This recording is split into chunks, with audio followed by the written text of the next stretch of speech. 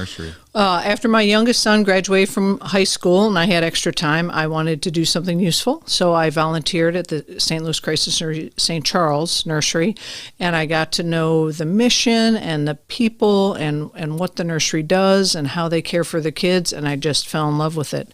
After doing that for 6 years, I took a buyout from the TV station and I got an actual paying job at the nursery, which was really, really cool.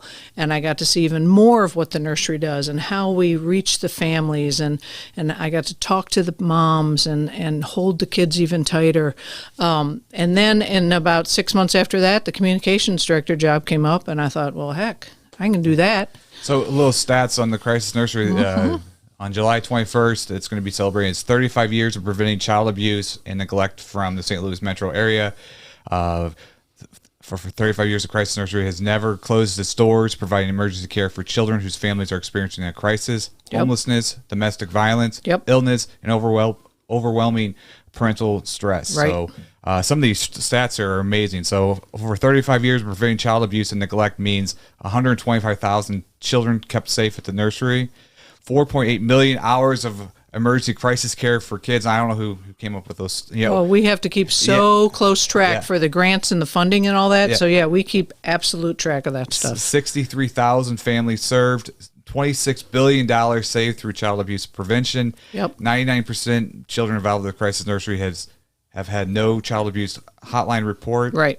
And 98% of the children stay with their families and don't have to go into foster care. And I think that's one of the amazing stats to me is the 98%, because I'm sure a lot of people when they call are afraid they're going to lose their kids, right? That's one of the a lot of the parents they're afraid to call because they think it'll be like a black mark on their parenting record that they can't handle their kids or not a good parent.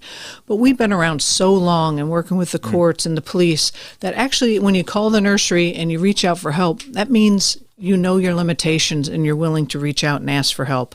So with the courts, everybody looks at that as like, okay, this is a good thing to reach out. So our goal, and sometimes foster care is the right thing, but the foster care system is so overburdened. If we can keep families together, which is what we want to do, and we do it 98% of the time, then we are succeeding. The best place for kids is with their parents. But the bonus the nursery does is we then help the parents. That crisis care, the 4.84 million hours, 125, that's the emergency care.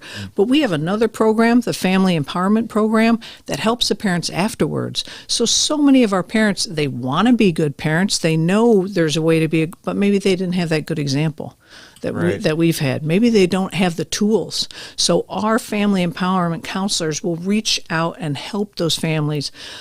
A lot of this was pre-COVID, and now but we have parenting classes, we have budgeting classes, we have social events, all the things to help support that family. So maybe now they know there's another way. You don't have to treat your kids in this manner the way maybe you were treated, and now we can keep that family together. That's our goal every time. Prevent child abuse, keep the family together. And how many, you said you work with the one in St. Charles, so how many in St. Louis are there?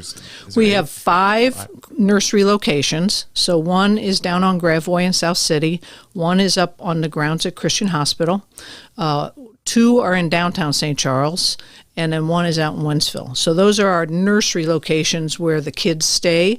It's a short-term stay for children birth to age 12, and they can stay for 2 days, 3 days, 4 days, whatever that takes to help the parents find the time to work through the problems.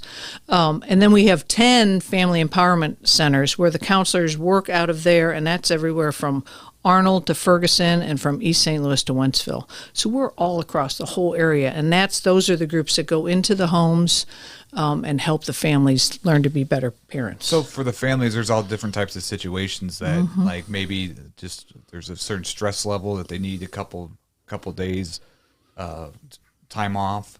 And there's other things with abuse and things like that. So So you see all different types of different Absolutely. Scenarios. And a lot of our families are homeless. Almost 50% of our kids are homeless. So we have families. So that's our homeless is our top, but fleeing domestic violence is one. Illness. We had a mom call. She was new in town, didn't know anybody. She had to go in the hospital with appendicitis. What are you going to do if you don't have anybody you know? So the kids came to the nursery for a few days while she was there. And then again, the overwhelming parental stress. Anybody who's a parent has been to that point where you just don't know what you're going to do. You're at the end of your rope. Well, if you don't have friends, families, in-laws, maybe your family's not as reliable as you wish, and you're at the end of your rope, you call the crisis nursery. We'll talk to you about what's going on, and if it's necessary, we'll bring the kids in. And then while the kids are there, we give the parents 2, 3, 4 goals to try and get where they need to be. But a lot of times one of those goals is like cleaning the kitchen and getting 8 hours of sleep, right? Because you can't pour from an empty pitcher. And once those parents are rested and feel more in control, then they're going to go ahead and be a better parent. So that's usually one of the goals. Other goals could be finding housing. And we have references and referrals and places they can call and hook them up with different organizations. There's so many great organizations in our area, but sometimes it's hard, especially if you're in a crisis, to even know what you're looking for. Where our counselors, our social workers, they do all that, and they let you know, go call this guy, look at this guy, check out this guy, we'll give you a referral for this agency. And then while the parents are gone, or the mom, grandma, whoever it is, the kids stay. They get 3 meals, 3 snacks. They get a medical exam. A lot of our kids don't see a doctor on a regular basis. We're catching ear infections. We're catching eczema. We're catching other bigger problems, a lot of runny noses, fevers. They get art therapy and play therapy because if mom and dad are stressed, those kids are feeling that stress. Oh, and a lot of our kids can't go outside and play for the gunshots. They know what to do when they hear a gunshot. They dive under the bed. This is the kind of stress these kids are under. So our art therapists and our play therapists work with those kids using the tools that the kids have to help them, give them ways to beat the stress later on, coping mechanisms. Is there programs for like financial aid for finding work for maybe a parent or? Right, we help with that. I mean, we recommend the other agencies that specialize in that. So that's, like I said, the Crisis Nursery is part of a whole network. Like we keep kids up to age 12. Well, Youth in Need keeps kids 12 and older. So we know and they know us and we know them, and we can refer people the directions they go. We do, when you're talking about the money though, we had an incredible thing last Christmas. We do emergency fund requests. This is if a family needs some money. And last Christmas time, the pandemic was in deep. So many people couldn't pay their rent, didn't have the jobs, couldn't pay the utilities. We had a very generous person who donated $250,000 to the Crisis Nursery, with the idea that we had to give it all away in like 1 week. Now, we don't write checks to people. We write checks to landlords. We write checks to Ameren. We write checks to Laclede. So we had our families right at Christmas time, when the need was so great, we were paying gas bills for them. We were paying electric bills for them. We had one mom who had been living in a homeless shelter, and with our emergency fund, she got to move into an apartment with her family. I mean, that's the couple of great things. One, all that money stays in the region. And 2, our donors know that we can get things done and we can do it the right way, and we can actually really help people. That $250,000, that wasn't bogged down in paperwork and forms and filing and 30 days and no. That money was out the door to the landlords, to the utilities in 10 days. Wow. It was incredible. Yeah. It was so incredible. Wow, I bet you've had a lot of people. I bet you've seen a lot of lives changed. And do people come back and give back to the Crisis Nursery after they get their feet on the ground? They do. We had was it Give STL Day a while back, whenever that was, and with pandemic, my life is a blur. But one gentleman donated some money, and he said at one point his wife was in the hospital, and he showed up on the doorstep of one of our nurseries in the rain, holding his little boy. And he just started crying because he didn't know what to do. And the staff took him in and talked to him and worked it through and got him the references and referrals he needed. And the little boy stayed safe and happy for a few days. And he said, "You helped me. I just want to give back." And so you can keep helping people. It was, I could tell you a million stories. I enjoy those stories because those are good stories. They are good stories. Yeah. We had a mom, so as we're going to stories, as far as that overwhelming parental stress, she was a new mom, and the baby would not stop crying. crying, and that piercing cry parents know. So she called the crisis nursery 2:00 in the morning, and our staff, this 24-hour helpline number, will write this down. This down. 314. It's right there. So there you go. Yeah, 768-3201. 24 hours a day, 365 days a year. That's answered. So she called, and she was sobbing. The social worker could hear the baby in the background sobbing, and the mom, we sent a cab for. Some people don't have transportation. We have the ability to send cabs for people. Brought her in, sat her down like we do with all the moms, and she said, "I'm so glad you answered the phone because I had already filled up the bathtub." Oh, wow. She was so convinced she was a terrible mom. Her child would be better off without. Come to find out, that baby had double ear infection, and mom had postpartum depression.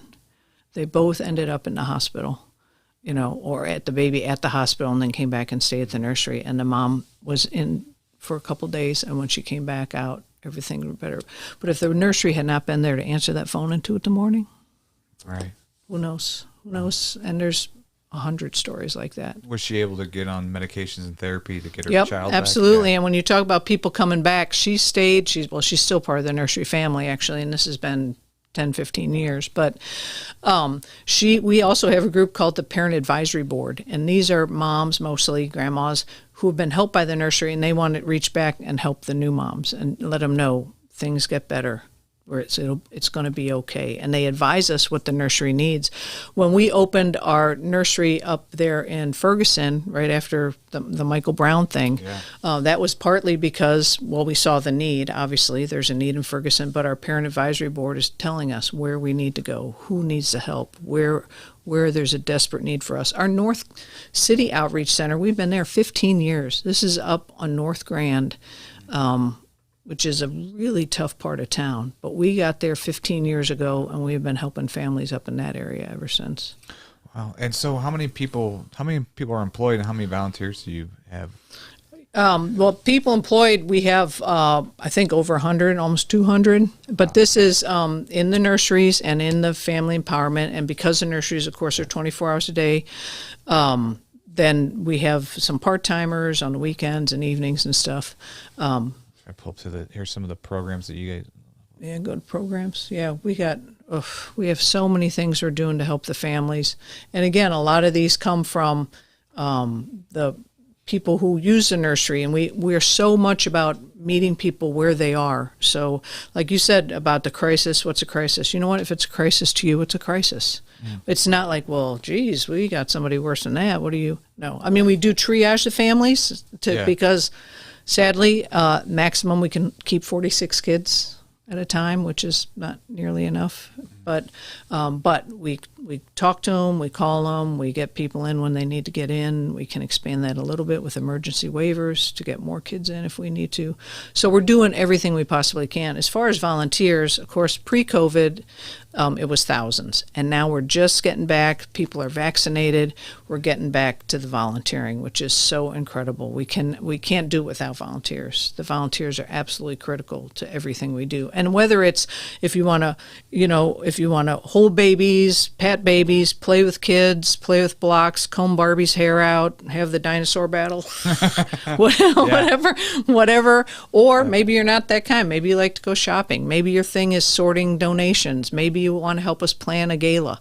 Whatever it is, whatever your skill set is, the Crisis Nursery has a need. We have a need for people that can tighten the doorknobs and hang the cabinet doors straight and, all kinds of stuff like that. We just have anything you can think of. The Crisis Nursery has that need for that volunteer. And here's just some of the programs here. We can pull up the 24-hour help hotline. Yep. Helpline. Helpline. Crisis care. Yep, the family empowerment. Talk about, and then the community outreach. Yeah, community outreach. I don't know if you saw that on Channel 5 and actually on Channel 2 and Channel 4 and Channel 11. But after that mom and that daughter were murdered up in North St. Louis last week. I didn't see it. Yeah, mom and a daughter were sadly murdered. But what we do when a situation like that is we go to that neighborhood and we knock on the doors and we talk to the families. Now, this was last Thursday. It was 100 degrees. Our CEO, Diane Miller, and some of our staff members we invited the Urban League of St. Louis, came along with us, and we're knocking on doors, talking to people, giving out food bags, hygiene bags, giving information about the nursery services. We knocked on over 100 doors just so people know. People are like, well, how do people hear about the nursery? We put flyers in Dollar General and the dollar stores. We put them in emergency rooms. We put them in food banks. We do a lot of outreach. We're not expecting people to hear what we're doing on Channel 5 or on the podcast. Yeah. We're out there with the families, finding out what they need and bringing them what they need to be better parents. And the whole thing is about reducing stress. So we give away diapers. We give away formula. If you knock on the door and say, can I have formula? We'll give you formula. No forms, no questions, no numbers, nothing. You need formula? Here's formula. Here's your diapers. If we have food bags, we'll give you food bags. Whatever it is, because we feel like that brings that stress level down. If mom's not worried about how to feed her baby or watering down the formula or putting a clean diaper, then she's going to be less stressed. She's going to be a better parent. And you said during the pandemic that especially I'm sure with the lockdown, with people can't leave their houses, was there a huge spike with a lot of these cases?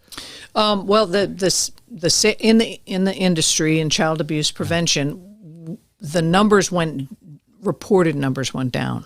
But that's because the kids weren't in school, and so many of the cases are reported by parents, by the teachers and school nurses. So that was kind of more terrifying for us, because you know all that stress in that house. You know people lose their jobs. You know the bills aren't getting paid. You know the stress was through the roof. And just because the cases weren't being reported doesn't mean they weren't there. So what we did, again, we couldn't go into the houses. I want to say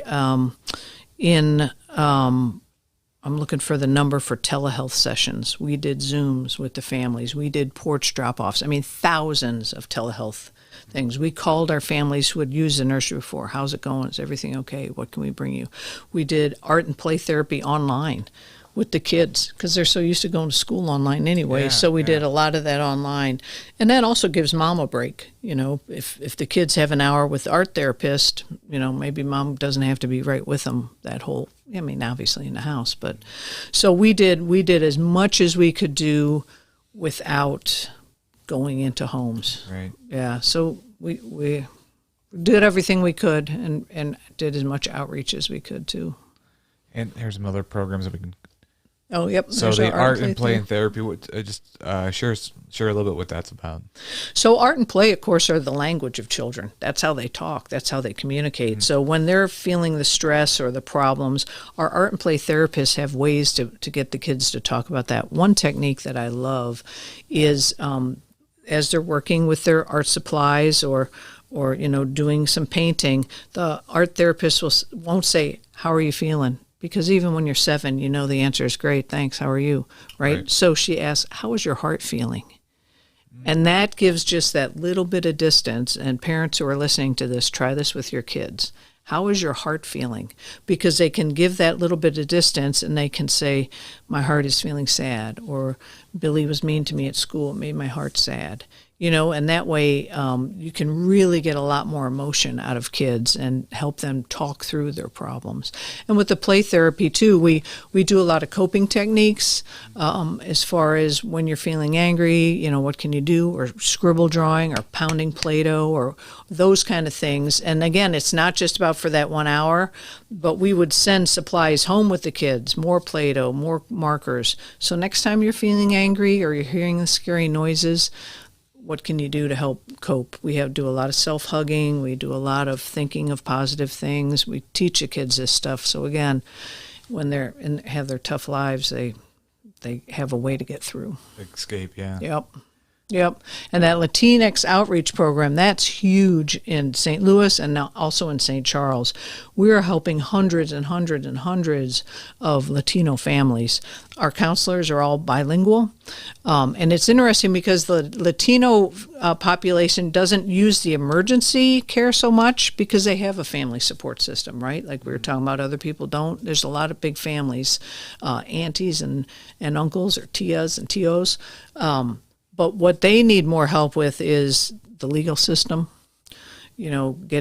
finding their way through the legal system, a lot of sexual abuse, maybe making the journey here, problems that happened there, or maybe the reason they fled where they were leaving was because of sexual trauma. So we do a lot of counseling with that kind of thing and helping those families, a lot of giving away diapers, clothing, food, but it's not the same exact as for the rest of the population. Right. But let's say they were from a different country. You guys don't do like a background check. And I mean, Nope. There's that, so I'm sure that there's that barrier that they're worried about what you're talking about at the beginning of the show. That No, the people who work with us, and then they spread the word with their friends and family. Right. No, if you're here with papers or with no papers, if you are hurting, if your family needs help, if this will help your children, then we're there for you, whatever you need. And then, yep. So, and then I just want to kind of touch base on some of the events. The big event is this Thursday, the 21st. Yeah. It's the Celebrity Night for the Nursery. Nights for the Nursery. Yeah, so it's sort of a combination. And again, last year, in the old days, we had 100 people at West County Mall, 100 celebrities, 1,000 people. Last year, we took it more online, sort of a little bit of a dining out for. Mm-hmm. So it's a little bit of combination of dining out for the Crisis Nursery. We got, if you go to events and then partners, Celebrity Night partners. My mouse here. Sorry, I'm like pointing at things and people don't. Oh, no. No, there you go.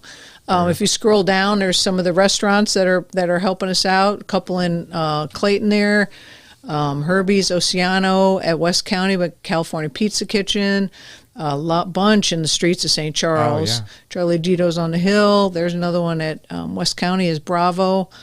Prosino, it's on the streets. Favaz's on the Hill. Boy, if you're up in St. Paul or O'Fallon, Missouri, there, that Dog Parade Tavern, which I'd never heard of, but those people are going to tear it up on Thursday night. Okay. They are having a good time. That's a big party at Dog Prairie. If you're in that neighborhood, if you even know what a Dog Prairie Tavern is, you need to stop by. I got to go do some research here. Yeah. So anyways, all of these restaurants are helping us out. They've supported us in the past. So if you can stop by one of those. And then these are people, and when we say celebrities, Matt, you want to be a celebrity? You could be a celebrity. I could be a celebrity. I don't know if I'm that big yet. I don't know. Maybe anybody that supports the Crisis Nursery is a celebrity at us. So some of these people you've heard of, Bernie the Beagle, maybe not so much, but Monica Adams on Channel 5, Mark Cox on 97.1, Terry Crouppen, Brown and Crouppen, good friend of the Crisis Nursery, John Carney from KTRS, Don Brown from Don Brown Chevy. So these are all people that support the nursery, and they're helping us out. You can donate to their Star Jars, and all the money goes to the St. Louis Crisis Nursery. Look at that. Look at that. Those names there. How about that? That's a lot of... That's right. See, Crisis Nursery has support from all over. Jihadi White there, former NBA. And so Thursday, it's going to be all these different locations. Right. Which location are you going to be at? I'm going to move around a little bit. Start at West County Center. We'll have some Elvis. Steve Davis will be there. We got Sleeping Beauty, I think, or maybe a Cinderella. I get them mixed up. And maybe some Batman, some Spider-Man, and then some of Laura Hediger there in the picture is going to be there. We had Bernie Federko a couple years ago. He's going to try and make it, I think, this year. So that's... and so the money that they spend at these restaurants, don't you guys get a certain percentage, right? A lot of the places, they give us a percentage. Some places, they've helped us out in other ways, gift cards, donations for the auction, which is online. We got a lot of great auction items, also in conjunction with this event. Is there a way I can pull up the auction on this? Yeah, if you go to events again and go to, go back to events, regular events. Oh, just regular events. Yeah.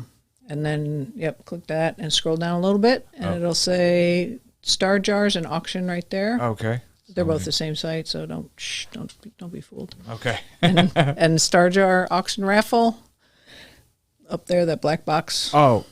Right here. Oops. Oh no, you can. It's fine. Yeah, it's fine. I love this. Too bad it's not touch screen. I know, That'd right? be nice. So there's some auction items. Oh, wow. Look at all these items. Yeah. We got Cardinals tickets. We got Mike Matheny autographed baseball. We got Club Fitness. We got purses. We got jewelry. And then, so every one of the celebrities, including Belle and Sleeping Beauty and Charlie the dog, they all have their jar. And if you want to support a celebrity and all the money goes to the Crisis Nursery, these guys aren't getting any kind of cut. They're just passing the word for us. I bet you it's a little secret competition It's between a big them. competition. So do they find out who got the most money in Oh, their yeah. jar? We'll tell them. We got a couple people, Michelle Smallman and Randy Carricker are on ESPN 101, and they do a morning show together, and I think they're having a little competition. And then all the Laura Hediger's got Charlie, the multi-pawn. He's up against Bernie the Beagle, so we got some competition there.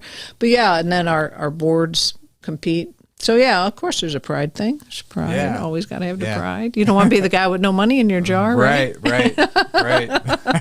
See, that's why I wouldn't want to do it, 'cause my jar might be empty. Oh, come on. Yeah. You can spread the news. You know what? Right. That's the nice thing about it is you don't have to be in St. Louis. Come on. Your grandma in Waukegan, Wisconsin, she could donate. Anybody can donate. Is the Crisis Nursery, is it nationwide? Or Nope, it's just here. It's just here in Yeah. St. Louis? And I should have asked this at the beginning, but who founded the Crisis Nursery? It was 1986, right? 1986, and it was started by the Junior League of St. Louis and the National Coalition of 100 Black Women. They did a survey to find out what people needed, and what we needed was emergency care when people are struggling. And then the Deaconess Foundation jumped in, and the first nursery was at the old Deaconess Hospital, and it started that way. But one interesting thing is, there's cities way bigger than St. Louis that don't have anything like this. We've had people somebody called and said, my sister's in Pittsburgh. She's having a hard time. What's the number of the Crisis Nursery there? And I Google it and there's nothing. There's just, so what St. Louis has here with the Crisis Nursery is just a valuable gem that is helping so many people, 125,000 kids. And that number, that 26 billion saved, so the CDC says the lifetime cost of a victim of child abuse, that would be, therapy, lost wages, schooling, issues, problems, concern, is over $200,000 per abused child over their lifetime. Wow. Yeah, so 125,000 kids times a little over 200,000 is $26 billion. Yeah. So, there's real money here, but what matters to us are the little kids. I tell the story of Daniel. He and his brother and sister had been living in a car with their mom for 3 days when she saw the flyer at the laundromat and called the number and brought the kids in. So the kids came into the nursery and mom went to find some housing, and it was dinner time. So the kids sat down with the other, usually a total of 8 or 9 kids at the nursery, and the staff put a plate down in front of Daniel, and he started to cut the food into thirds, and separate into thirds to give to his brother and sister. Oh. And the staff looked down at him and said, "Daniel, you don't have to do that. Everybody's going to get their own plate." And he said, "You mean all this food is just for me?" And he couldn't even believe it. We have kids all the time that have food insecurity where they'll be at dinner and you can see them shoving food into their pockets because in their world they don't know when the next meal is going to be. Yeah. Wow. But at the nursery you can have as much as you want, and we send food bags home with them too. Also at the nursery, if you're playing and you fall in love with Barbie, take Barbie home. Take her home. Take the truck home, whatever. Books, we send books home with kids all the time, but it's whatever we can do to help. So if people were like cleaning out their basement, their attic, their garage, and they have a bunch of toys, you guys take donations, or you guys get we used to do a lot of that, but now it was taking a lot of time for our staff to sort through them because most people have really good intentions, but boy, you wouldn't believe some of the stuff. I could bet. Yeah. So, but there are other agencies, again, this whole partnership. Home Sweet Home takes a lot of, takes used items, and then we refer our families to Home Sweet Home. Sweet Babies does the same thing. We give referrals to the clothing closets around, and so their job at those places is to sort through donations, organize them, and give them out. Our job is to take care of the kids and make sure everybody's safe. So yeah, we can, if families need that stuff, we can give that stuff. But as far as new items, we have an Amazon wish list, which could not be easier to go on there, click, it gets shipped straight to the crisis nursery. You know, you got your Amazon Prime thing anyway, right? So it's on your phone, autocomplete. So yeah, we take diapers, formula, we take toys. Again, we give a lot of toys away at Christmas. We give toys to any child who wants to take one home. We had a mom call. She was stressed out because the next day was her 7-year-old son's birthday and she had no presents. So we said, come on by. So she came by and we handed her 3 or 4 presents and some cake mix and some icing and some birthday napkins. Again, some people donate. We've had church groups that do birthday packages and donate birthday packages, and then we can give them out when the kids need them. Do you guys work with like Uber Eats, so if they could get food delivered to them, like if they were? We do not, but that's kind of an idea, huh? Yeah. Hey, that was a free one. So I'm just kidding. That's kind of an idea. Yeah. I mean, the whole Amazon wish list we started not too long ago, 3 or 4 since I've been there 3 or 4 years, and people love that. Yeah, and it's so easy. Yeah, and plus you get sometimes you get gift card credit, and so you could there you go. Yeah, so and then you do the Amazon Smile, and you can make the Crisis Nursery the charity, and we get bonus with that too. Right. So yeah, no, there's any amount of ways that people want to help, we can use it all. Right. And then if people want to volunteer, just there's the hotline number, but there's if you go to ways to get involved, I think it says, okay, or ways to help, or but you can always call our administration office at I don't know if that's on there or not, but 314-292-5770 and ask for help. But I went to a different site. That's why. Yeah, it's a whole nother world. It's a whole new world. CrisisNurseryKids.org. There it is. And again, anybody that needs, Google St. Louis Crisis Nursery or CrisisNurseryKids.org. Get involved, or ways to give. Our wish list is down there. You have volunteers and there. You have a junior board?